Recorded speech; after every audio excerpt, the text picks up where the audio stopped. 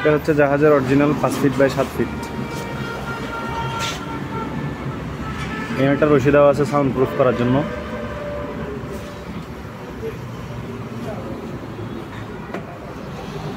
হচ্ছে তালা, security lock, handle, চৌকাঠ আছে 5 ইঞ্চি ওয়াল সাইজের চৌকাঠ।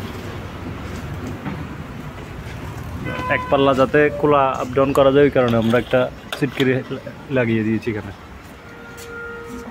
মানে এক পাল্লা ব্যবহার করলে অন্য পাল্লা বন্ধ রাখার জন্য। আমরা সিটকিরিটা খুললে এই পাল্লাও খোলা যাবে।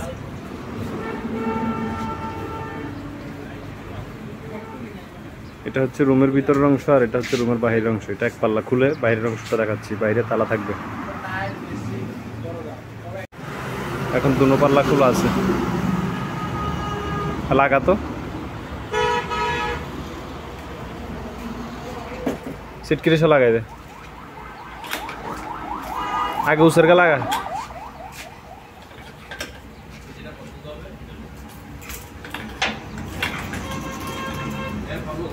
লাগাই দে।